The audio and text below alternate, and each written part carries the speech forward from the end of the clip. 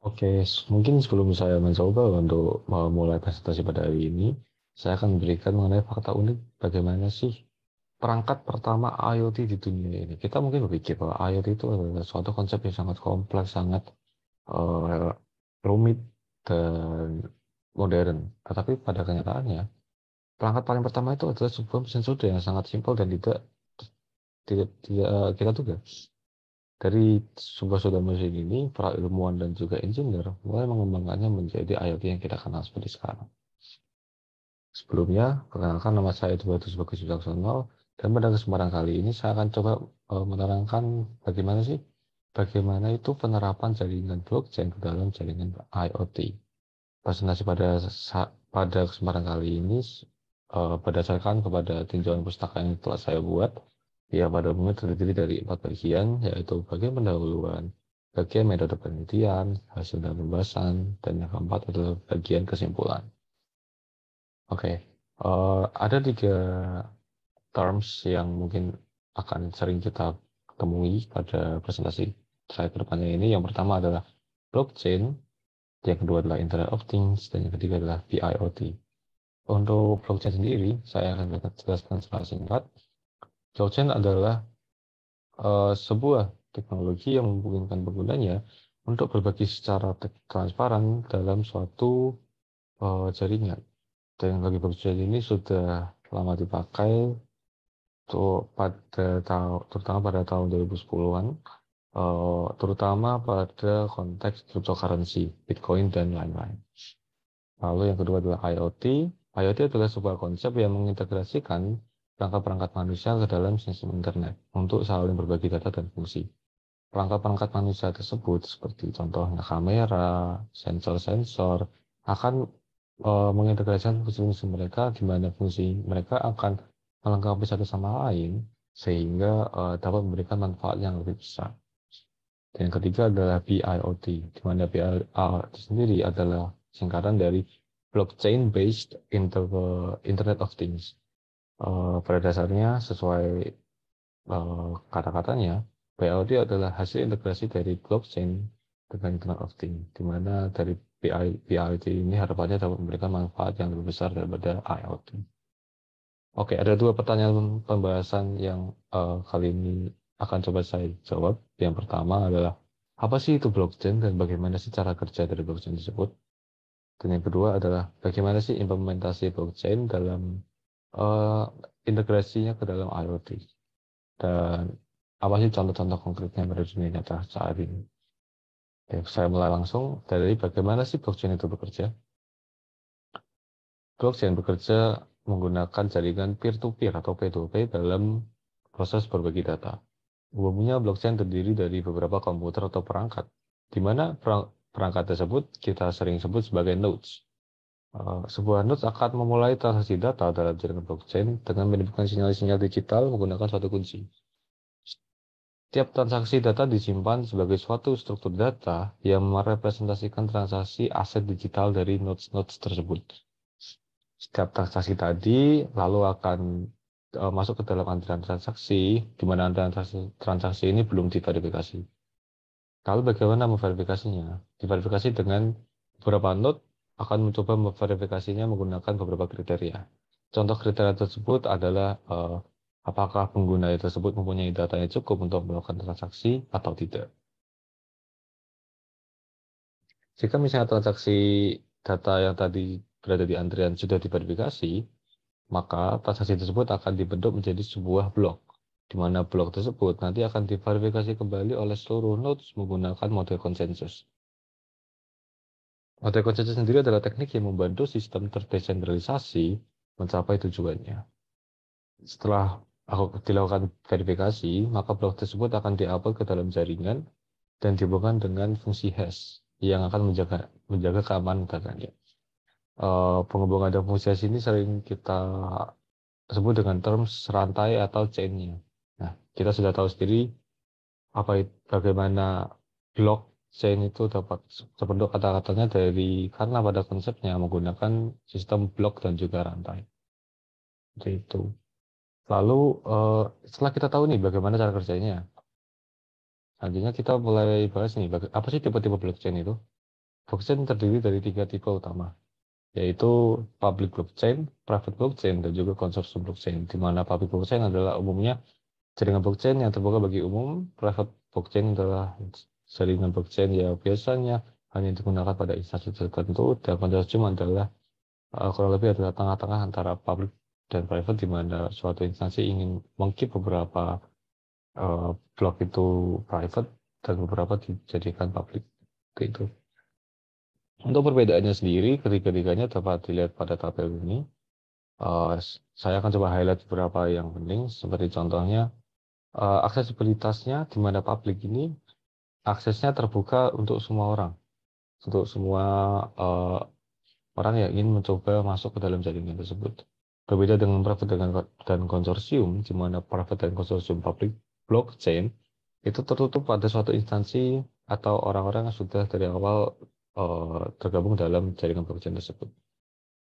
Lalu mungkin dari bagian efisiensi, di mana public blockchain itu tidak seefisien dengan dibandingkan private dan juga konsorsium blockchain, karena jumlah bloknya, di mana jumlah public blok pada public blockchain itu lebih banyak. Untuk perbedaan-perbedaan lain dapat dibaca pada tabel saya maupun dalam tinjauan pustaka saya. Nah, setelah kita tahu di bagian tipe-tipe blockchain, selanjutnya kita akan coba tahu elemen-elemen dan apa sih ciri-ciri dari blockchain ini dan perbedaannya dibanding jaringan-jaringan yang lain sebelum ada blockchain. Ada 6, dari tinjauan pustaka yang sudah saya lakukan, ada 6 bagian elemen yang menurut saya ada di dalam sebuah blockchain. Yang pertama adalah autonomi. Autonomi sendiri adalah konsep di mana blockchain ini akan menghilangkan adanya central authority untuk menyelesaikan masalah kepercayaan pada pihak ketiga. Blockchain akan menggantikan central authority dengan suatu sistem kriptografi untuk mengamankan data penggunanya secara otomatis, tanpa perlu memberikannya kepada pihak lain. Untuk elemen kedua adalah konsensus. Nah, konsensus sendiri adalah mengacu kepada suatu persetujuan di mana seluruh pihak terkait setuju untuk melakukan suatu aksi. Dalam kasus blockchain, pihak-pihak yang dimaksud adalah seluruh nodes pada jaringan blockchain. Model konsensus membantu jaringan blockchain untuk mengambil keputusan, terutama mengambil keputusan secara anonim. Untuk elemen ketiga adalah anonymity atau anonimitas. Jaringan blockchain memberikan sebuah privasi tinggi kepada para penggunanya. Blockchain memberikan perlindungan kepada para pengguna dengan menjaganya dari intrusi-intrusi yang tidak diinginkan. Transaksi data dilakukan antara beberapa nodes menggunakan algoritma yang tidak memerlukan node tersebut membuka informasi pengguna. Inilah alasan mengapa Bitcoin dianggap menjadi salah satu teknologi pseudo anonim, karena identitas penggunanya itu tidak dapat diketahui. Untuk konsep yang keempat adalah decentralization, dan ini adalah salah satu konsep yang membedakan dengan jaringan-jaringan lain. Desentralisasi atau decentralization menyebarkan fungsi kepada seluruh nodes tanpa perlu adanya hubungan dengan centralized authority, seperti yang sudah saya sebutkan pada bagian otonomi tadi. Pada umumnya, pada jaringan-jaringan di luar blockchain, transaksi memerlukan centralized authority. Contohnya jika pada transaksi bank, kita memerlukan pihak ketiga, pada kasus tersebut adalah bank. Kita mengirimkan uang kepada bank, lalu bank baru akan mengirimkannya kepada pihak yang kita ingin tuju. Dengan sistem desentralisasi blockchain akan menghilangkan centralized authority ini dalam jaringan tersebut, sehingga transaksi menjadi lebih aman karena data langsung diberikan kepada nodes. Untuk elemen yang kelima adalah transparansi atau transparansi. Dan ini juga menjadi salah satu elemen menjadi kelebihan dari blockchain. Jaringan blockchain yang transparan artinya adalah di mana seluruh atau bagian-bagian dari transaksi yang terdapat dalam blockchain itu dapat dilihat secara detail oleh para pengguna dalam blockchain tersebut. Jaringan blockchain transparan ini dapat terjadi karena adanya beberapa node peer yang akan selalu memvalidasi data transaksi tanpa adanya centralized authority. Lalu elemen yang keenam adalah immutability. Immutability sendiri artinya adalah data yang telah dimasukkan dalam blockchain tidak akan dapat diubah. Setiap blok data dalam jaringan blockchain diberikan timestamp dan setiap blok dienkripsi dengan algoritma hash. Dengan algoritma tersebut, data akan menjadi permanen dan menjadi anti rusak. Nah, setelah kita tahu nih bagaimana sih cara kerja dasar dari blockchain, apa itu tipe-tipenya, dan juga elemen-elemennya, sekarang kita akan coba cari tahu mengenai IoT. IoT sendiri sudah saya terangkan sebelumnya adalah integrasi dari perangkat-perangkat manusia yang saling melengkapi. Dan pada tahun-tahun belakangan ini, perangkat IoT ini jumlahnya semakin naik. Dan semakin banyaknya jumlah perangkat IoT, tentunya akan semakin sulit untuk memaintain kebutuhan dari perangkat-perangkat tersebut. Lalu bagaimana sih cara kita untuk memaintain peningkatan jumlah perangkat tersebut? Nah, salah satu solusinya adalah menggunakan blockchain. Dengan blockchain, kita akan dapat mengintegrasikan IoT sehingga keamanan data dalam setiap perangkat itu dapat terjamin aman dari sifat-sifat blockchain yang sudah saya sebutkan sebelumnya. Hasil integrasi ini biasa disebut dengan BIoT atau Blockchain Based Internet of Things. Nah, lalu apa sih penerapan-penerapan BIoT yang sudah diterapkan pada dunia nyata? Ada 5, saya mengambil contoh 5 bidang yang dimana beberapa bidang, di mana bidang-bidang ini sudah mulai menggunakan BIoT untuk mengembangkan sistem mereka. Yang pertama adalah agrikultur.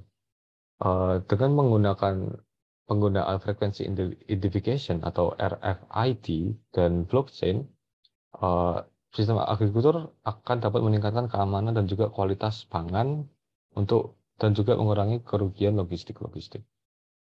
Bidang kedua adalah bidang sektor energi, di mana dengan blockchain, sistem memungkinkan perangkat IoT untuk saling membayar layanan tanpa campur tangan manusia dengan bantuan jaringan blockchain tadi. Lalu yang ketiga adalah bagian kesehatan, di mana bagian kesehatan akan memanfaatkan sensor-sensor IoT dan mengintegrasikan dengan jaringan blockchain untuk memverifikasi integritas data dan aksesibilitas dalam pasokan-pasokan farmasi. Seperti itu.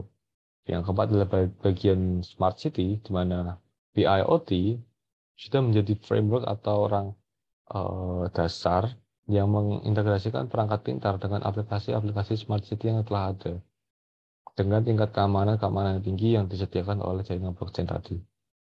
Yang bidang kelima adalah bagian industri.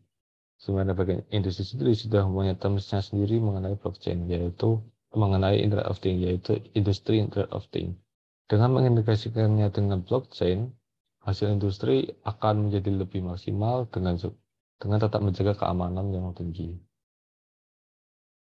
Ya, oke. Setelah presentasi saya tersebut, ada beberapa kesimpulan dapat kita raih, yaitu sekarang kita sudah mengetahui bagaimana sih cara kerja dari blockchain, apa itu tipe-tipenya, apa itu elemen-elemennya, dan juga bagaimana sih blockchain ini dapat diintegrasikan ke dalam IoT dan penerapannya dalam kehidupan nyata.